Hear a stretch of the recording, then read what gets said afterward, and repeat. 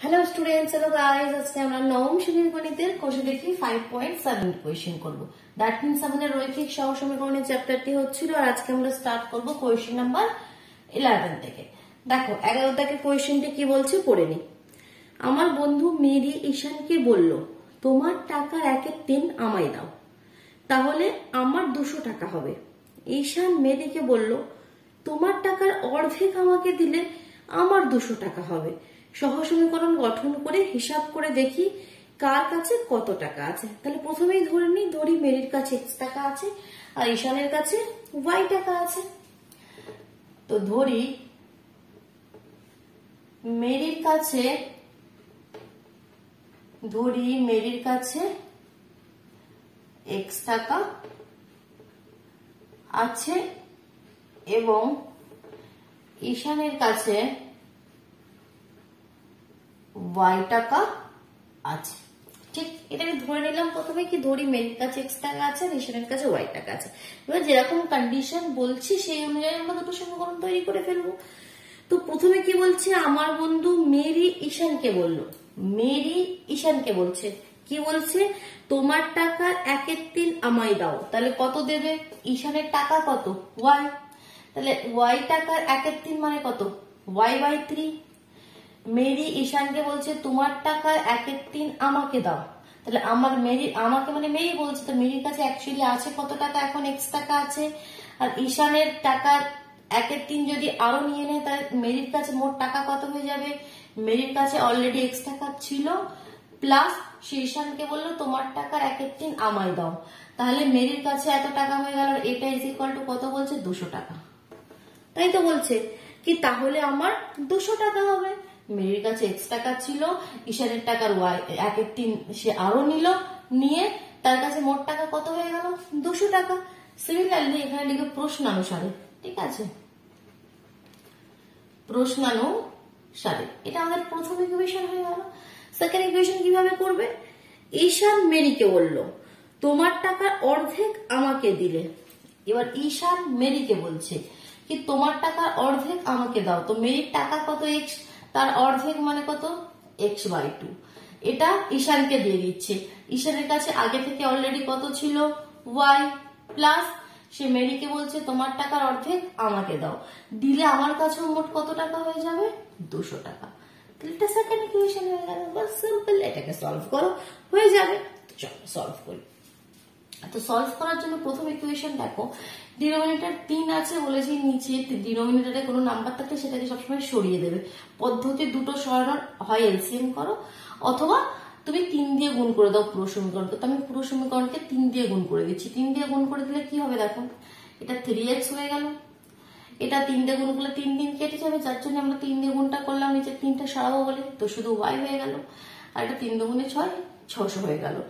আর দ্বিতীয় সমীকরণকে তাহলে কত দিয়ে গুণ করবো? 2 দিয়ে গুণ করবো, কারণ নিচে 2 রয়েছে। তাহলে এটা হয়ে যাবে তোমাদের 2y plus x is equal to 400।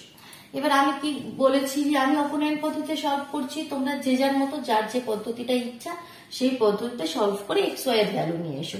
ঠিক আছে, আমি অপনয়ন পদ্ধতিটা আমাকে ইজি মনে হয়, আমি অপনয়ন পদ্ধতিতে সবসময় সলভ করি। তো অপনয়ন পদ্ধতিতে সলভ করার আমাদের প্রসেসটা কি মনে আছে?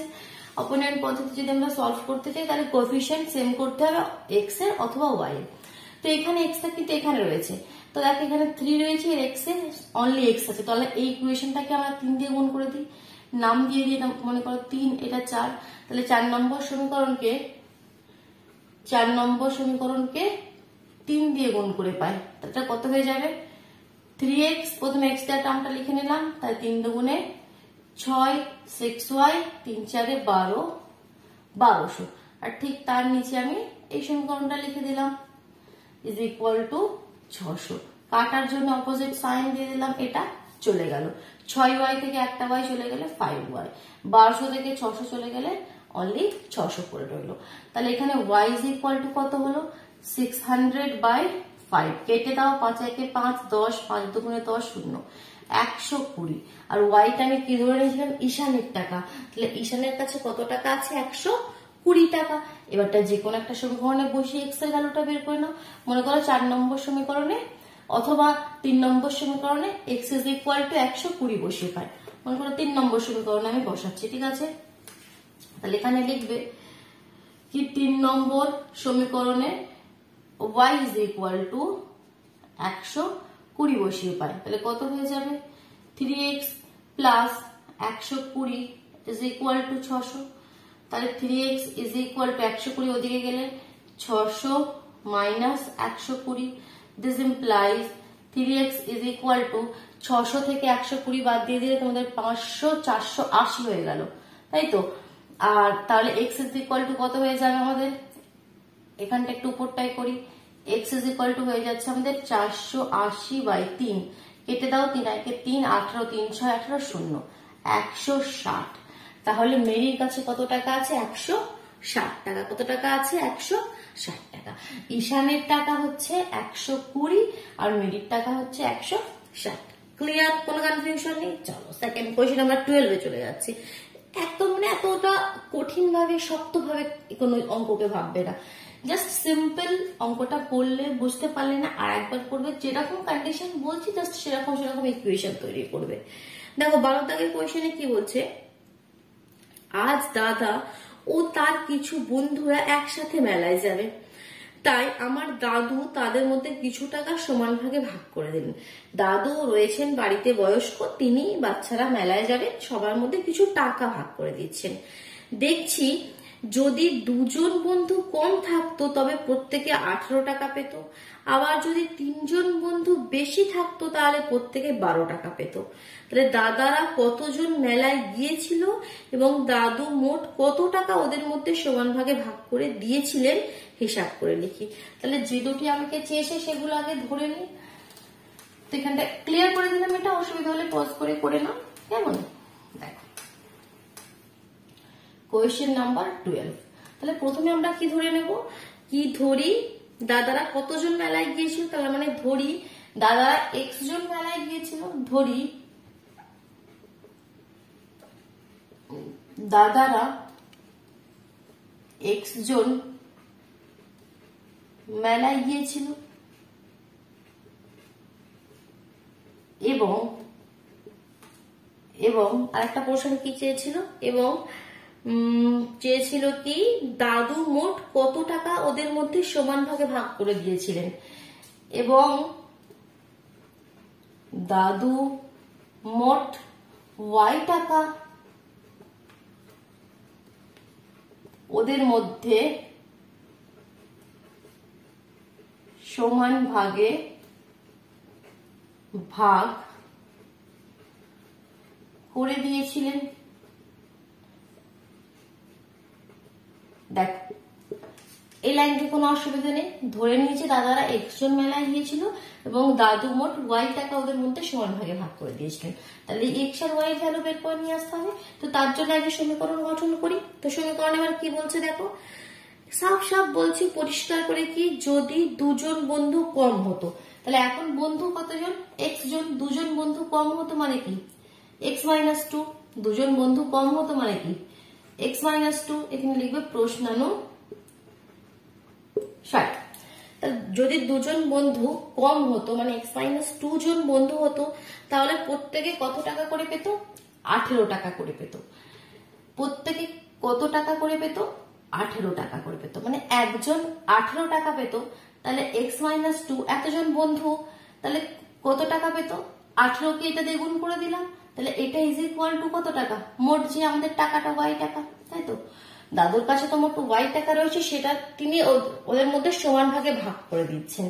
তো বলছে যদি আমাদের বন্ধু x মাইনাস 2 জন হতো তাহলে প্রত্যেকে 18 টাকা করে পেত। তাহলে যেমন যদি একটা কোনো নাম্বার দিয়ে তুমি এটাকে করো, বোঝো, মনে করো 20 টাকা রয়েছে দাদুর কাছে, 20 টাকা রয়েছে, ঠিক আছে। আর কতজন বন্ধু আছে, মনে করো 10 জন বন্ধু আছে।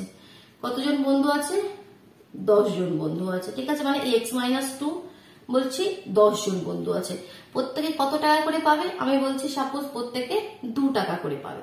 তাহলে এই 10 গুণিত 2 তবে তো সেই 20টা আসছে, মোট টাকা 20। 10 জন বন্ধু প্রত্যেকে 2 টাকা করে পেলে 10 দুগুণে 20, তো সেটাই করলাম, যতজন বন্ধু প্রত্যেকে যত টাকা পাবে সেটাকে গুণ করে দিলাম, মানে কি সেটাই মোট টাকা। ক্লিয়ার হলো, একটা ইকুয়েশন পেয়ে গেলাম। এবার সেকেন্ড ইকুয়েশন কি বলেছে দেখি। সেকেন্ড ইকুয়েশন বলছে কি যদি 3 জন বন্ধু বেশি থাকতো, তার মানে x+3, 3 জন বন্ধু বেশি থাকতো, তাহলে প্রত্যেকে কত টাকা পেত? 12 টাকা পেত। তাহলে একজন 12 টাকা পেত, x+3 জন বন্ধু কত টাকা পাবে? এটা গুণ করে দিলাম, মোট বন্ধুর সংখ্যা আর প্রত্যেকে কত টাকা পাবে, আর এটাই কি হয়ে যাবে? মোট যে টাকাটা, y টাকা। ক্লিয়ার হয়ে গেল? দুটো ইকুয়েশন আমরা পেয়ে গেলাম, আমাদেরকে করতে হবে এবার সলভ।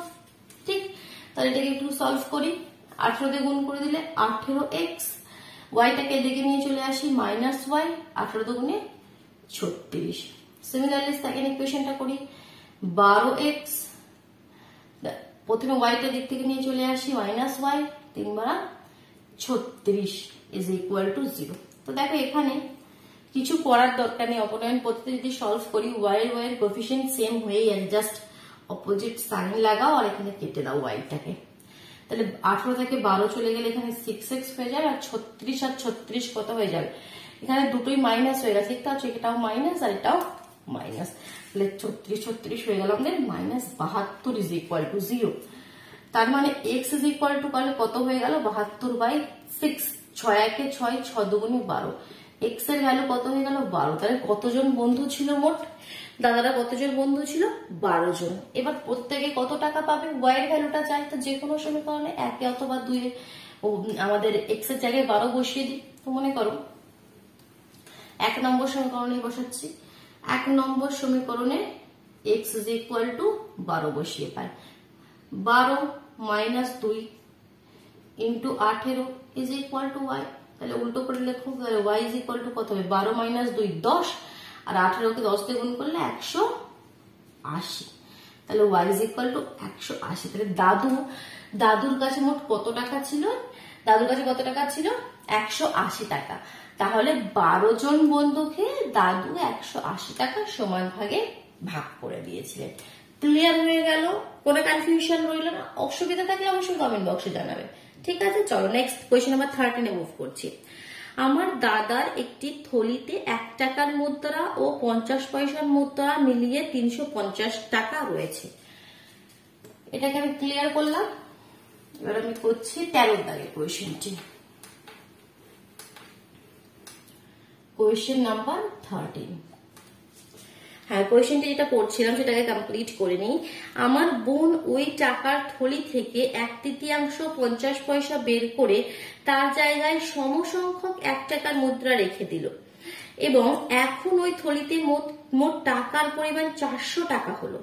প্রথমে দাদার থলিতে আলাদাভাবে 1 টাকার মুদ্রা ও 50 পয়সার মুদ্রা কতগুলি ছিল হিসাব করে লেখো। দাদার থলিতে 1 টাকার কয়েন কটা ছিল আর 50 পয়সার কয়েন কটা ছিল সেটা চাইছে, তাই তো? তাহলে সেটা ধরে নিতে কি ধরি, প্রথমে দাদার থলিতে প্রথমে দাদার থলিতে 1 টাকা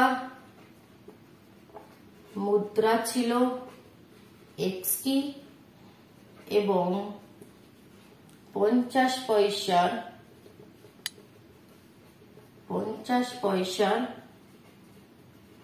মুদ্রা ছিল YT। ঠিক, এখানে কারোর কোনো কনফিউশন নেই। প্রথমেই ধরে নিলাম কি, ধরি দাদার থলিতে 1 টাকার মুদ্রা ছিল XT এবং 50 পয়সার মুদ্রা ছিল YT। এবার যেটা রিলেশন বলছে সেই অনুযায়ী আমরা করব। তাহলে প্রথমে কি বলছে কি, 1 টাকার মুদ্রা ও 50 পয়সার যে মুদ্রা সেটা মিলে মোট 350 টাকা হয়েছে। তাহলে দেখো 1 টাকার মুদ্রা কত? XT। এবার সিম্পল ভাবে আমরা ভাবো, এমনি নর্মালি আমাদের ভাবো 1 টাকার কয়েন রয়েছে, তোমার কাছে যতটি কয়েন থাকবে, যদি 20টি কয়েন থাকে তাহলে তোমার কাছে মোট টাকাটা কত? 1 টাকার 20টি কয়েনের মূল্য কত? 20 টাকা হবে, মানে 1 টাকার কয়েন তো 50টি থাকলে 50 টাকা হবে। তাহলে 1 টাকার 20টি কয়েনের মূল্য কত হয়ে যাবে? 20 টাকা। সেরকম ভাবে আমি ধরে নিয়েছি 1 টাকার মুদ্রা XT আছে, তাহলে 1 টাকার XT মুদ্রার মূল্য কত হবে? X টাকা হয়ে যাবে। যেমন 1 টাকার 20টি কয়েনের মূল্য কত? 20 টাকা। যতগুলি কয়েন তত টাকা হবে, মানে 1 টাকার কয়েন তো, তাহলে XT মুদ্রা মানে X টাকা। তাহলে সেটাই লিখছি আমি কি 1 টাকার টি মুদ্রার মূল্য এক্স টাকা, এক্স টাকা। আর 50 পয়সার ওয়াইটি মুদ্রার মূল্য কত? 50 পয়সার ওয়াইটি মুদ্রার মূল্য কত? y/2 টাকা। y এর অর্ধেক হয়ে যাবে। কেন? এটা এবার ভাবো, 50 পয়সা, দেখো তোমার কাছে 50 পয়সার কয়েন রয়েছে, তো যদি দুটি কয়েন থাকে, তবে 1 টাকা হবে, কারণ এটা 8 আনার কয়েন, 50 পয়সার কয়েন। দুটো কয়েন থাকলে তবে তো 1 টাকা হবে। যদি 4টি কয়েন থাকে তাহলে 2 টাকা হবে, মানে যতগুলি কয়েন থাকবে টাকাটা তার অর্ধেক হয়ে যাবে, কারণ কি 50 পয়সা, দুটো কয়েন মিলে তবে তো 1 টাকা হবে, তাই তো? যদি 10টি তোমার কাছে 50 পয়সার কয়েন থাকে, তার মানে তোমার কাছে টাকাটা কত? 5 টাকা, মানে যতগুলো কয়েন তার অর্ধেক টাকা। তো সেরকম ওয়াই গুলো কয়েন, ওয়াইটি মুদ্রা তার অর্ধেক টাকা, তাহলে y/2 টাকা। ক্লিয়ার প্রথমে এটা? এবার আমাকে বলে দিয়েছে এই যে 1 টাকার যে কয়েন আর 50 পয়সার যে কয়েন সেটা মিলে হয়েছে আমাদের কত টাকা? প্রথম কেসে 350 টাকা। দ্যাট মিনস প্রশ্নানুসারে x plus y/2 is equal to 350। এবার দেখো কি বলছে, আমার বোন ওই টাকার থলি থেকে 1/3 50 পয়সা বের করে তার জায়গায় সমসংখ্যক 1 টাকার মুদ্রা রেখে দিল। কি দরকার ছিল বোনের? বেশি পাকা না, এত ঝামেলা করতো না, আমাদের কোয়েশ্চেনটা এত জটিল হতো। চলো করিনি, আর কি করা যাবে। আমার বোন ওই টাকার থলি থেকে 1/3 50 পয়সা বের করেছে, তাহলে 50 পয়সার মুদ্রা কটি ছিল? ওয়াইটি। তাহলে 1/3 বের করে নিয়েছে, মানে y/3টি 50 পয়সার মুদ্রা বের করে নিয়েছে। তাহলে আমরা লিখছি, দেখো 50 পয়সার মুদ্রার 1/3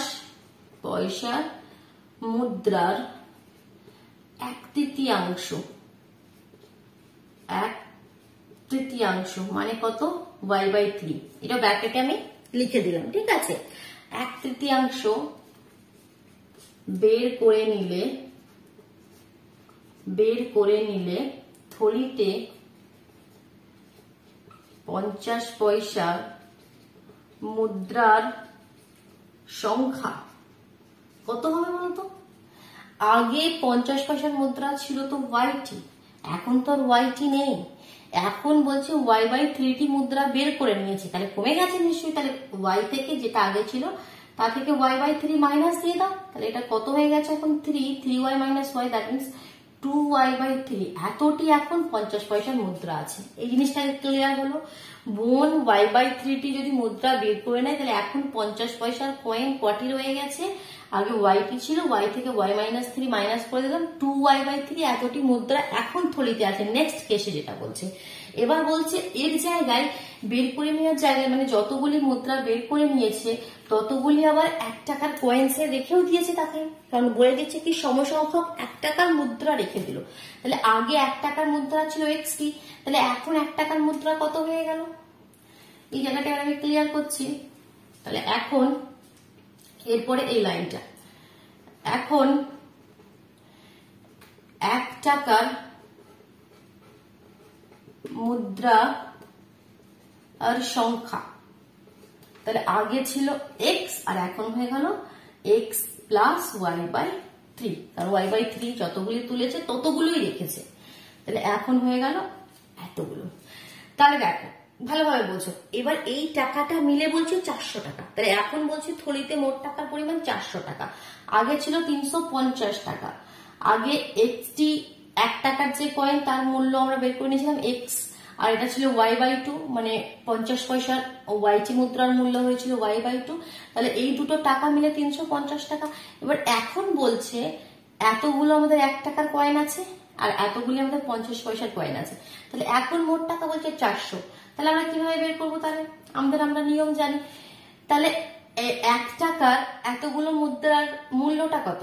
ঠিক আছে, এটা তো মুদ্রার সংখ্যা, তাহলে 1 টাকার যতগুলি কয়েন টাকা ততগুলোই হবে। এই বললাম কি 1 টাকার যদি 20টি কয়েন হয়, তাহলে 1 টাকার 20টি কয়েনের মূল্য কত টাকা? 20 টাকা।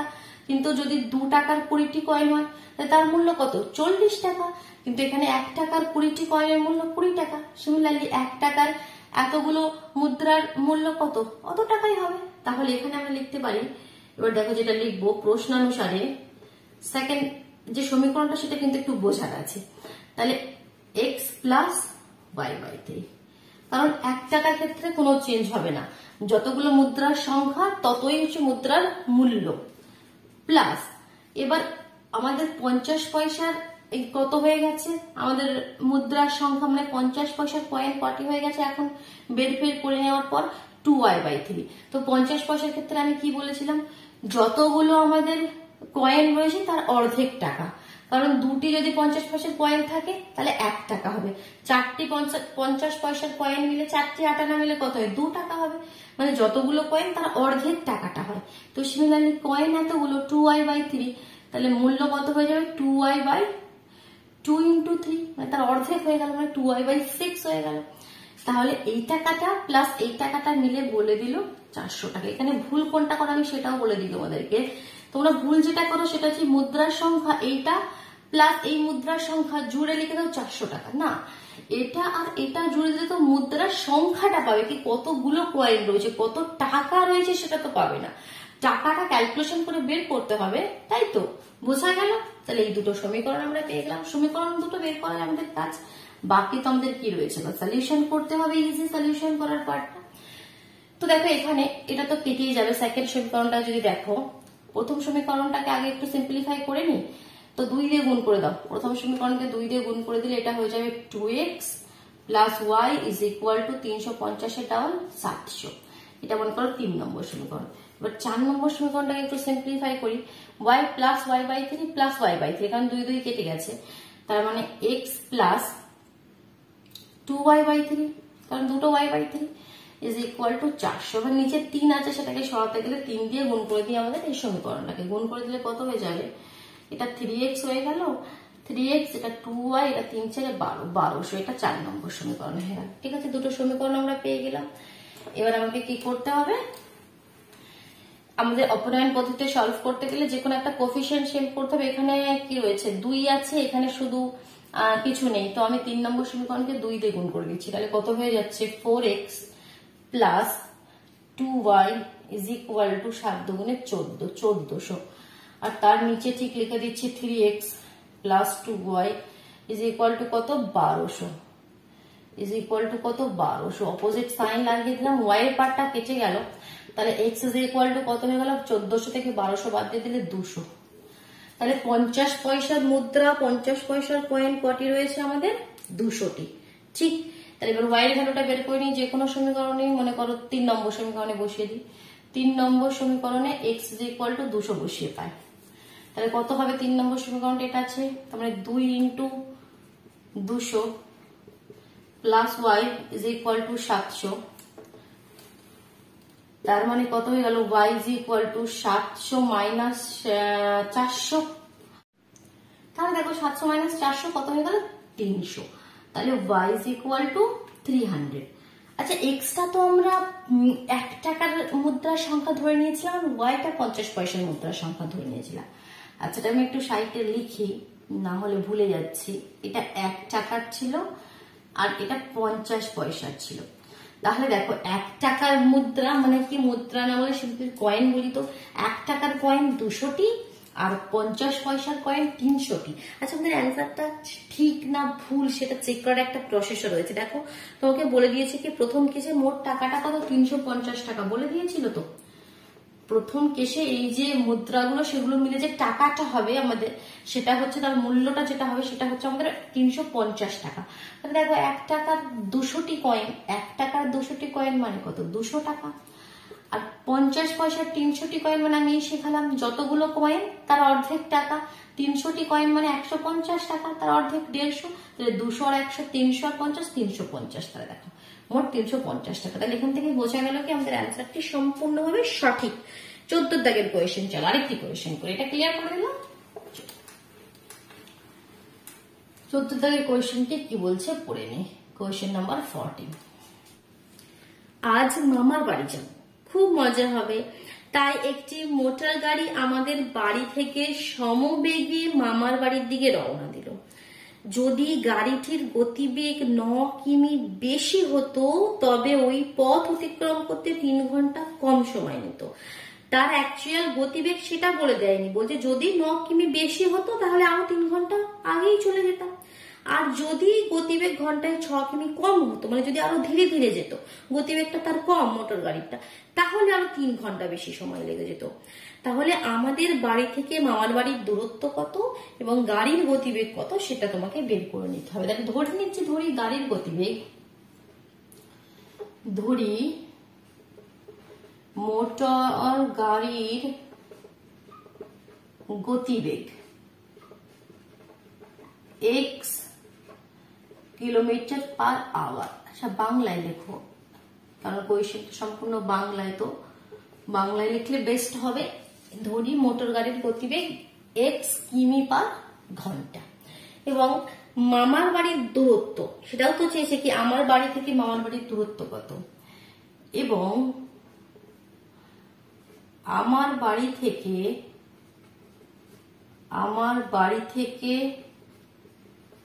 মামার বাড়ির দূরত্ব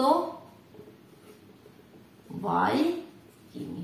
ঠিক এখানে কারোর কোনো অসুবিধা নেই, দুটো জিনিস আমি ধরে নিয়েছি, মোটর গাড়ির গতিবেগটাকে x কিমি পার ঘন্টা ধরে নিয়েছি, আর মামার বাড়ির যে দূরত্বটা আমার বাড়ি থেকে সেটা y কিমি ধরে নিয়েছি। ঠিক এবার যেটা বলছি আমরা কন্ডিশন অনুযায়ী বের করবো। যেহেতু আমি সবার প্রথমে আমরা দেখে নিই কি x কিমি পার ঘন্টা বেগে যদি একটা মোটর গাড়ি যায় তাহলে y কিমি যেতে কত সময় লাগবে, মানে মামার বাড়ি যেতে কত সময় লাগবে। তাহলে অতএব মামার বাড়ি পৌঁছাতে সময় লাগবে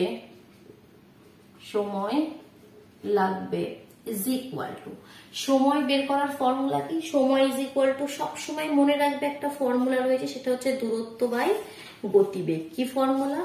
দূরত্ব বাই চাল বা গতিবেগ, যা হোক কিছু তোমরা বলতে পারো। তাহলে এখানে দূরত্বটা কত আমি ধরে নিয়েছি, আমি তো ধরে নিয়েছি দূরত্ব y, মামার বাড়ি থেকে আমার বাড়ির দূরত্ব আমি y ধরে নিয়েছি, আর গতিবেগটা চালটা কত মোটর গাড়ির x, তাহলে আমাদের কত সময় লাগছে y বাই x এত ঘন্টা। ঠিক প্রথম কেসে এই সময়টা আমি লিখে রাখলাম। এবার যে সেকেন্ড মানে কন্ডিশনটা যেখান থেকে শুরু হচ্ছে কি, প্রথম কেসে বলছে গাড়ির গতিবেগ যদি 9 কিমি বেশি হতো, তার মানে গাড়ির গতিবেগ কত হতো, প্রশ্নানুসারে লিখছি আমি, প্রশ্নানুসারে।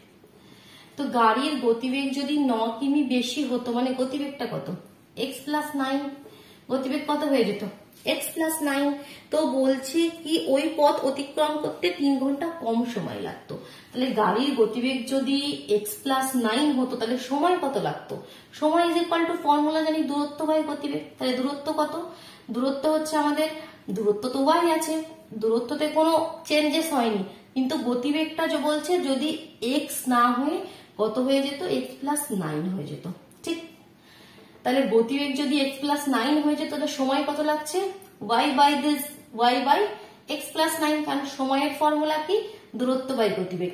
এটা প্রথম কেসে সময়টা আমি বের করে রেখেছিলাম। এবার দ্বিতীয় কেসে বলছে, যেটা কন্ডিশনটা বলছে কি এখন যদি গতিবেগ x প্লাস 9 হয়ে যায় তাহলে সময় কত লাগবে y বাই x প্লাস 9, আর এই সময়টা বলছে কি সময়, যে আগে যে সময় লাগতো তার থেকে 3 ঘন্টা কম, তাই তো বলছে কি, তবে ওই পথ অতিক্রম করতে তাকে 3 ঘন্টা কম সময় লাগতো।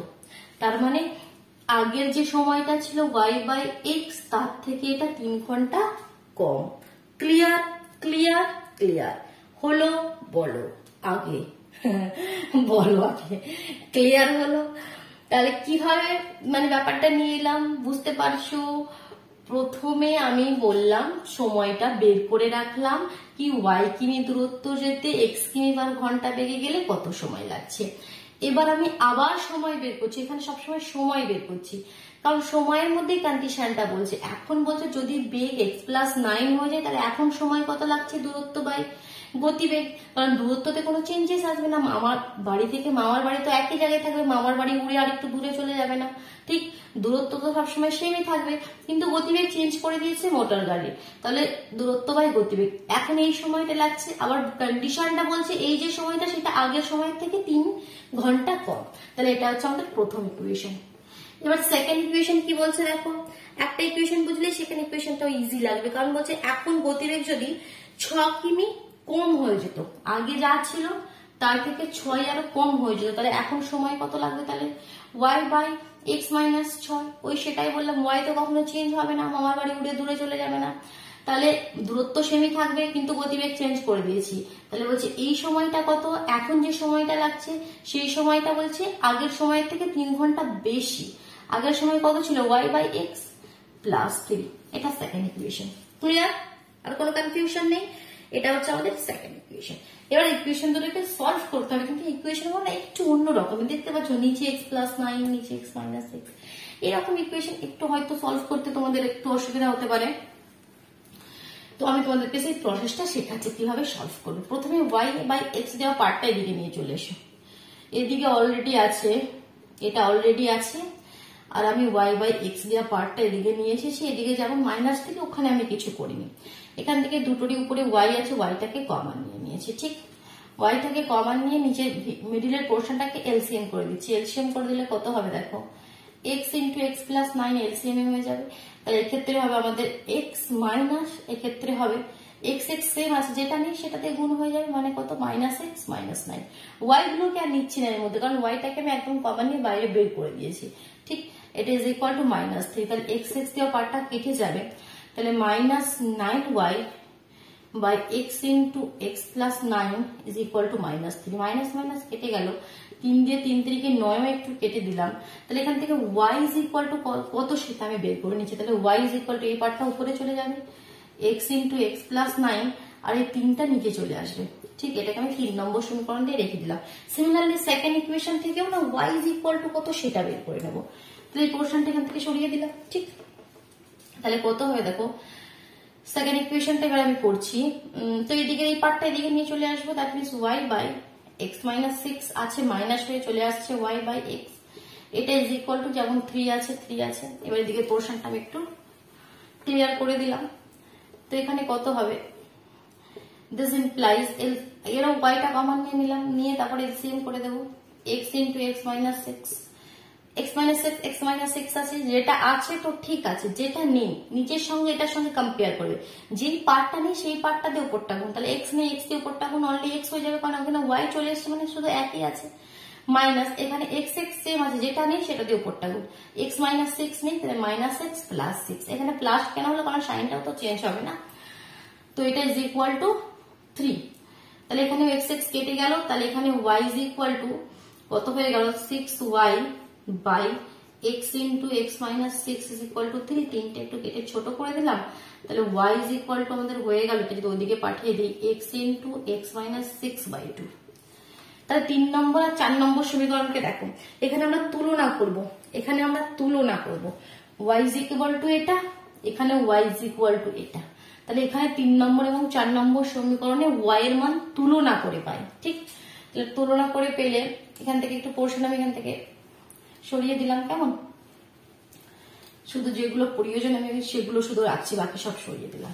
তাহলে সেটা লিখবে এবার, 3 নম্বর এবং 4 নম্বর সমীকরণে y এর মান তুলনা করে পাই, কত হয়ে যাবে, x into x plus 9 by 3 is equal to x into x minus 6 by 2, x দেখো কেটে গেল, ক্রস মাল্টিপ্লিকেশন করে দাও, তাহলে কত হয়ে যাবে, 2x প্লাস 18, 3x মাইনাস 18, তাহলে দেখো 2x আর এদিকে 3x এসে গেলে মাইনাস x হয়ে গেল, মাইনাস 18, এটাও ওদিকে গেলে মাইনাস 18 হবে, দ্যাট মিনস মাইনাস 36, আর মাইনাস মাইনাস চলে গেল, x ইজ ইকুয়াল টু 36।